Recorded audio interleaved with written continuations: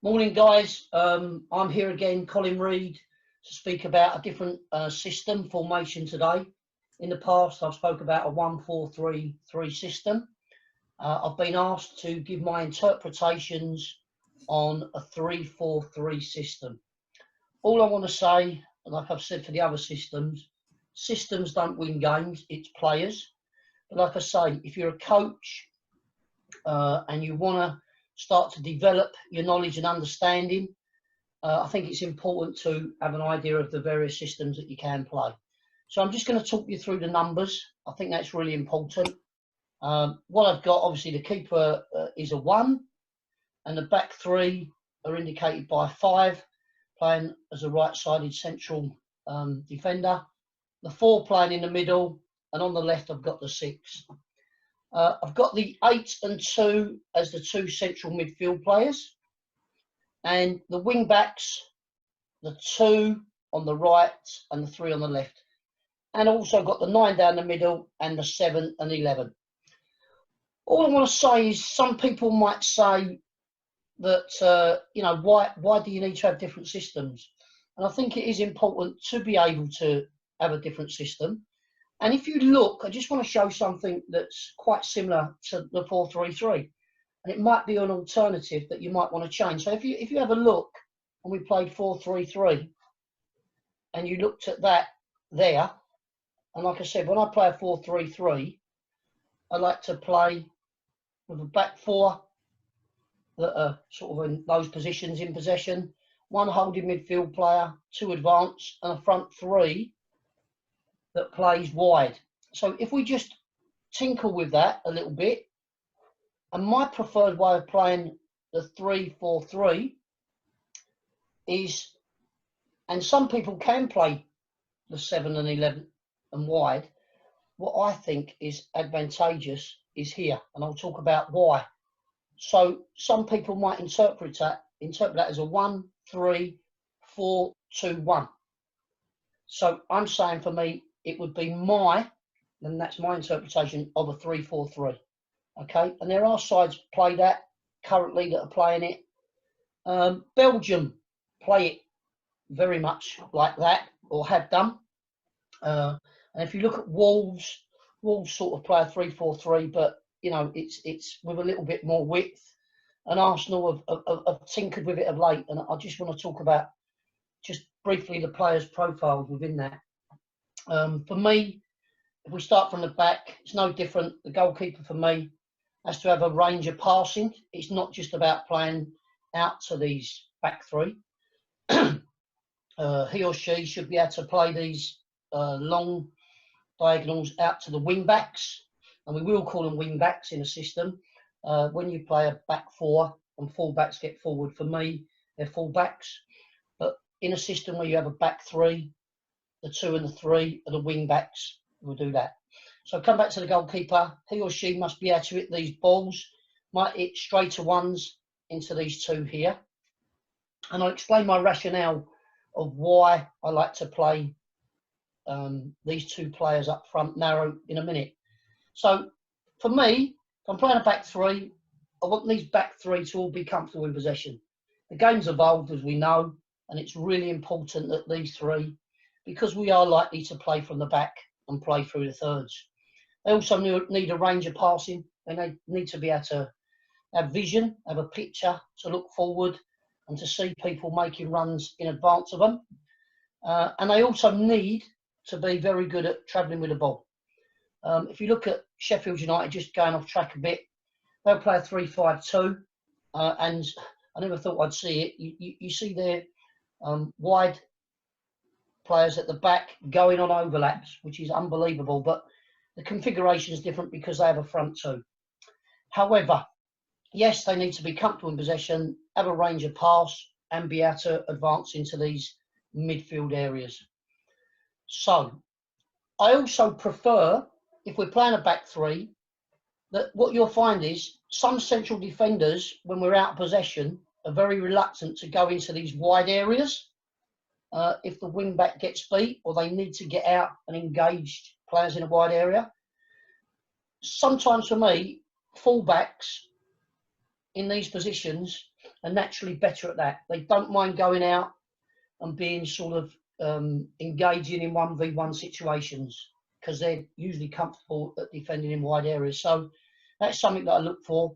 And for me, if you can have players that have got pace, obviously we're talking about pace again, to get out and engage.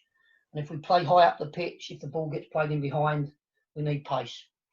Two central midfield players for me, obviously need to be very comfortable on the ball, have a picture, be able to play with their back to goal, and also to play sideways on. So when the ball's in these areas, can they get pictures, not just to come in here and bounce it back all the time? Are they able to open up and get a picture to play forward? So yes, they've got to be very comfortable in possession, receiving the ball in tight areas, in deep areas. And also they need to be able to look forward and play these longer passes or direct passes up to the front player. So it's really important. So in terms of in possession, comfortable in possession, good in tight areas, good range of pass. Defensively, they need to be disciplined because they're more likely to sit, and we'll show examples of when central midfield players would get in advance of the ball, because they still need to do that, but primarily very disciplined. In terms of their physicality, they need to be very good engines to get up and down the pitch, and also to have a good understanding of when to work laterally and move across the pitch to offer security. So again, all-round game intelligence. Now we come to the wing-backs. These wing-backs, when you play this system, are vitally important that they have, and we'll talk about the physicality first, they have a good aerobic capacity to get up and down the pitch, because they will be expected when the play is developing on the right, where this may differ slightly from full-backs, in my own personal opinion. When there's going to be a cross from the right, I like to see the left wing-back getting into these far post areas. I think that's vitally important, and obviously vice versa, as the play is developing on the left, that the right wing-back needs to get into these advanced areas. So they do need to have a good engine. They do need to be very good aerobically to work for a long period of time. And of course, they need to be able to deliver crosses. They need to be able to be neat and tidy and play combination play and play short passes. But overall, very good energy. And that's why you're seeing the modern day player and these full-backs or wing-backs getting forward and contributing to a lot of assists in the game. As we look at Trent, not that he plays as a wing-back, but he's a full-back that gets forward. So that's really important. So coming on to the front three now, and some people might interpret that as a 2 and a 1. I think it's really important that these players are able to keep the ball in tight areas, but more importantly, they need to be physically able to recognise, to get beyond the 9. It's really important that they understand the game, and I'll talk about the 9 in a moment. These players sometimes are wingers that can play narrow and tuck in there and receive it in tighter areas. They really need an intelligence, and that's where the coach, it's really important they sort of understand their role in why they're in here, and I'll talk about that in more detail as we progress. For me, the 9 needs to be very, very disciplined. He needs to play high up the pitch. For me, when you play this system, it's really important that he occupies the 2 centre halves. That's if the other team are playing a back 4. And in doing so, if he plays high and he occupies that, it leaves confusion, which I'll talk about in a moment for the opponent's fullbacks. So in order to leave this space in here to get our 7 and 11 on the ball, I think it's imperative that the 9 stays high. Sometimes because he's outnumbered, or he will be outnumbered, that he's physically strong he can play with his back to goal, but also he can, and we'll talk about this in a moment, run down the sides of the central defenders, which I'll show in a minute. Okay, so there's my big picture of in possession, playing the 1-3-4-3, or if you like to call it a 1-3-4-2-1. Okay, but for me it's 3-4-3. So the importance of this, obviously we want to play from the back, but I just want to talk now about the front and the importance and why I personally like to play these two players in here. So if we start to add the opponents, we're going to play a 4-2-3-1 system, which is quite common. Obviously, if I am the 9 and I play high, and I get in between the opponent's two central defenders, it's a good opportunity to leave space in here. So as we build the play up, and like I say, as a coach, there's no one system that's better than others. And what I have noticed over the last 5 or 6 days of the teams I've watched, not one of the teams that I've watched has got a result. So I've just made some notes. I watched Arsenal play a system, and they played Spurs last week, and they got beat. They also played Aston Villa again, Arsenal, and got beat there, okay? And looking at Chelsea last evening, who played Liverpool, they got beat. Now, I'm not saying it's the system that made each of those teams get beat.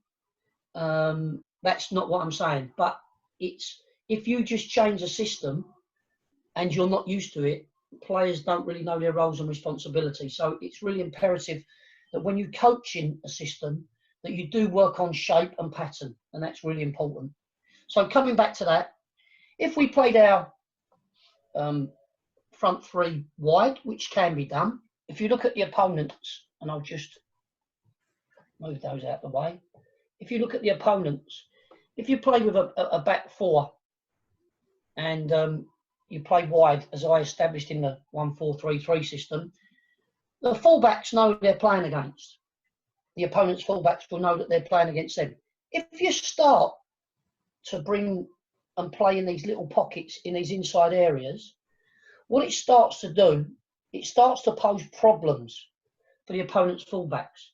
And when the ball is in a central area, opponent's fullbacks will naturally want to be inside, with the ability to be narrow, cover the central defenders who are playing inside of them. So for me, if you get them in there and we have got good possession, it gives a problem. And the problem is straight away, if their fullbacks are looking to go and engage our 7-11, what it leaves on the outside is this space for our wing backs to get forward and try and exploit and expose these areas. So straight away, the opponents are now thinking, if they play a back four, do I go in there or do I sort of sit half and half? Now, if they sit half and half and we have good possession, and I'll build it up and I'll put opponents on the field, that's where we talk about the 7 and 11 being able to exploit these half spaces or these little pockets in here. Okay, and that's really important. So for me, it also gives the opportunity for the 9 to spin on the outside. So it sows seeds of doubt in the opponents. And like I said, if the fullbacks narrow off and they actually physically want to go and mark these players in there, like I said, it opens up for the 9 to spin down the sides, which is really important. It also opens up the opportunities to play into these wide areas and exploit that space in there. So they're the advantages of in possession going forward. Now, if we start to add the opponents, and they're going to play 4-2-3-1, there's a dilemma also, because if our 11 and 7 can just get in this little space in between the back four and the midfield, or two central midfield players, it gives them a problem, because ultimately, if we can get the ball in these central areas in here, it's an ideal opportunity to look to shoot if you have to shoot from distance. It gives you that chance to play down the sides of the central defenders, yeah, and get the 9 in. But like I said, as the play's advancing, these wing backs are expected to get high up the pitch. So it causes all manner of problems if you're 7 and 11 get into these little pockets, these little areas. So they need that intelligence. They're not just wingers. They're far from wingers. And like I say, it's almost like playing a 4-3-3 and having an 8 and a 10, trying to just, you know, get in behind them, the opponent's central midfield. So these areas are massively important. Dilemmas. Do 11 and does the 11 get marked by the 2? Does our 7 get marked by the 3? Again, reiterating the spacing here, which is dangerous.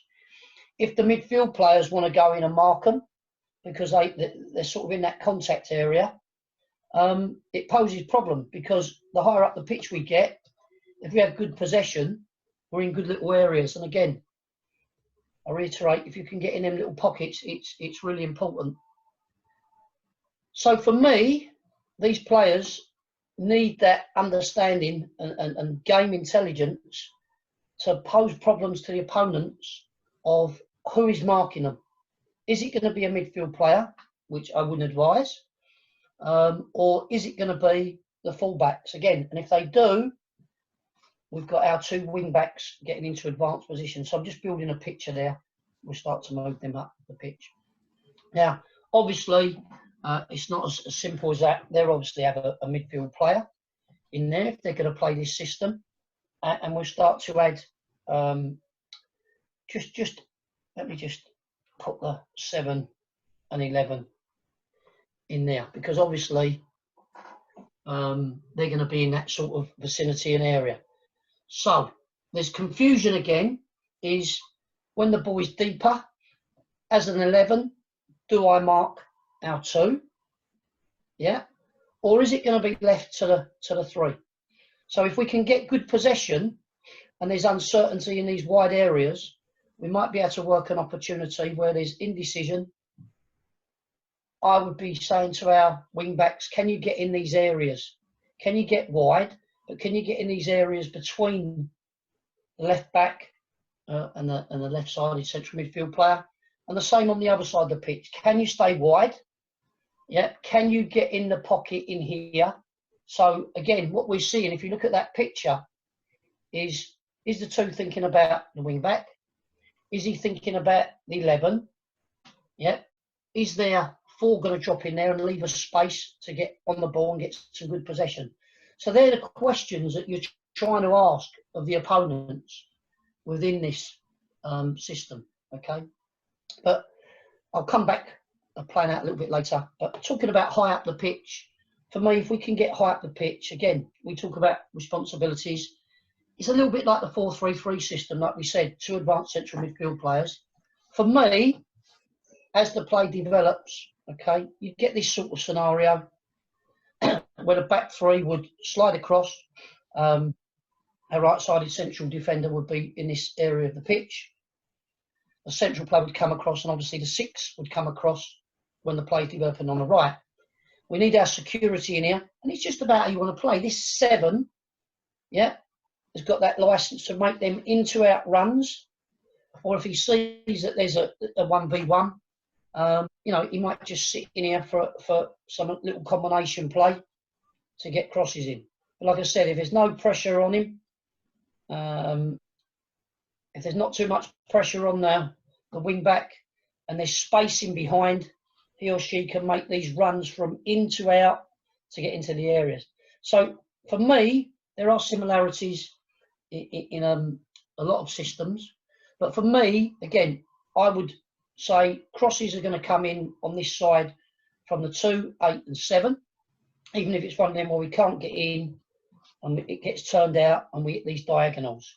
So for me, the relationships between the 2, the 7 and the 8 are imperative in making runs to exploit space, various combinations. But when we do get up the pitch and crosses are going to come in, if we're not playing our way into the box and we're delivering crosses from wide areas, for me, the 9 will attack the near post. Now, this is where we talk about the energy. For me, and Alonso did it last night, and he's very good at doing it, whether he plays as an orthodox fullback or a wing back, he's very good at getting into them far post areas, which means if the 7, 8 and 2 are combining, the 11, yeah, is making them runs into them central areas. So when we do get into wide areas, our players have a responsibility. They're not just playing off the cuff. It's, yeah, sometimes that changes, and sometimes you can't be in the ideal position and you're busting your gut to get in the box, especially if we've broke and we've travelled up the pitch and we're very direct. But ultimately, if we get up the pitch and we're trying to play our way in, or we're delivering crosses, for me, the 9 in this system would attack the near post, just like in the 4-3-3. The wing back would sort of try and get into that far post area, and the furthest player out the 3 will be looked to get forward. The nearest one for me always is looking to support. So that's my interpretation of higher up the pitch and in possession. And just bringing it back, just to say, you know, how I would look to get out is really important. And I've noticed a couple of ways by watching over the last few days, it's really been an eye-opener for me in terms of people doing different things, playing the same system. And like I said, it's not systems that win games. It is educating your players, continually working on their roles and responsibilities. So if we look at playing out from the back, my personal way of getting out would be, for me, I would just do like playing 4-3-3. Yeah, that's why these 3 need to be comfortable playing out. And what I'd be looking at, and like I say, it's not everyone's way.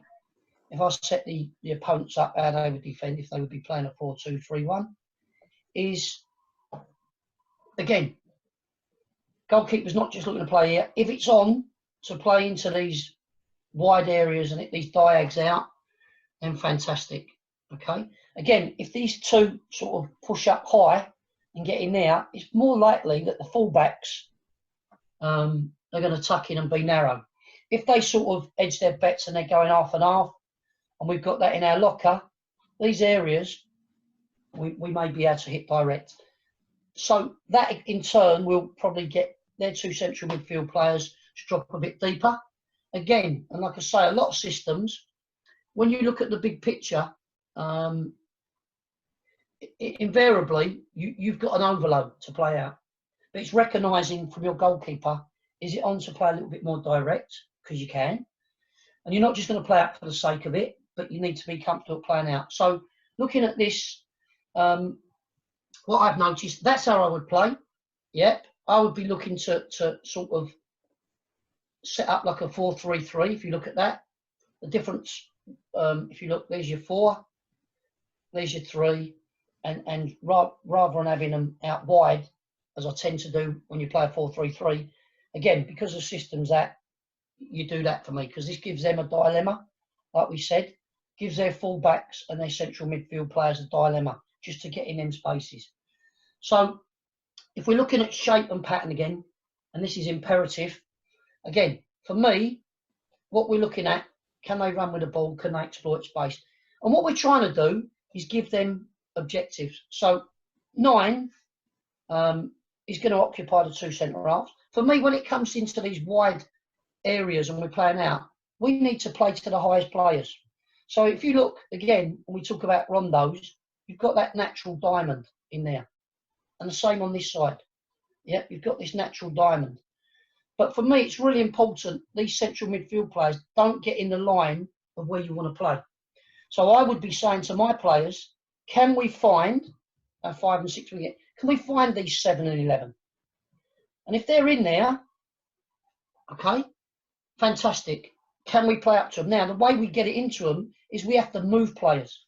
And we would move players, let's put the 9 on there. We would move players by, if the 5 drives out and the 8 who may well be marked by the opponent's 8. And if you look at that, that's who they're playing against. They might do it differently, but I'll just give you a couple of examples. Is if you do that and you come inside, support inside of the ball, it opens up this little channel in here. And by the same token, if they narrowed off, if you can't play through people, you play around them. So for me, it's giving objectives to 5 and 6. Can you find 7 and 11? Saying to 7 and 11, can we get you on the ball? And if that is happening, there might be this tendency to drop off. And if there is, then, and we can't find them, then we go in there. So you constantly have to work on how you're going to play it from the back. Are they going to concede and let you have this space? And then, like we said, it's about driving out. And you might get them pictures where they're wide midfield player, yeah, their winger wants to play in there, come in there to cut that off. And there's 2 ways you can get it. If they want to sit in there, it can go in and bounce. Fantastic. If they don't want to do that, and they're 4 and 8, don't let them get behind. We might be able to find them. Like I say, if they want to go in there, it then comes in through this way, and then we can get out that way. So for me, in possession, that's the way that I would do it. What I've noticed with Arsenal, I watched the other day, David Luiz plays in there. They had Kolasinac in there. They have had Mustafi in there, and the other night they had Holding. So if you look at the personnel, and then I've got a couple of examples. They've had, excuse my pronunciation, Ceballos playing here, and Torreira, and they've also had Xhaka in there. So they're 2 central midfield players. When they played Spurs and Aston Villa, was a combination of Ceballos played in there, and then you had Xhaka or Thierry in there. Moving up the pitch, they had their wing backs was on the right was Bellerin was in one game, and then the other night they played Cedric, and on the left they had Tierney in the first game, and then they had Saka. Okay, and up top they had Lacazette and Aubameyang, and they have a tendency to rotate and swap. So it might be Lacazette goes in there, and Aubameyang goes out there, or vice versa. But on the right, it's been a little bit different. They've had Eddie up there, and Nketiah has played up there, and Pepe as well. So, like I said, that's their personnel. When they've played out, as opposed to doing what I would do, what they tended to do was go lopsided. David Luiz is better on the ball, and they've opted to instead of having them back 3 there, offset. They know it's coming this way. They've now got more players and options on the right. So that's what Arsenal have done. So it doesn't matter what Arsenal do. It doesn't matter what I think. Whatever you do as a coach is educate your players on how you want them to play and their roles and responsibilities. So that's the in possession. I'm going to come back in a minute and I'm going to do the out of possession. Thanks for listening. Like I said, it's a personal opinion. It's not my favoured formation, but it's how I would play if I was playing with a back 3 and playing with wing backs. And like I said, my justification for not playing the front 3 wide, which you can do, the reason, 2 reasons, like I said, is dilemmas to the opponents, like coming in there is really important because you've got your wide players. If you play them wide, there's nobody in these spaces to drive in there. And for me, these 2, you know, sometimes they're outnumbered again. There's 3 in there. I'll talk about that more so when I talk about out of possession. Thanks for listening. If you've got any questions on the 1-3-4-3 system or the 1-3-4-2-1 system, if you want to say that, just look on the internet. You can drop me a line on Facebook. You can drop me a line on Instagram. Any questions you've got, I will be in the series doing presenting other systems. I'll go through every system. But thanks again for listening, and I look forward to catching up with you soon. Thank you.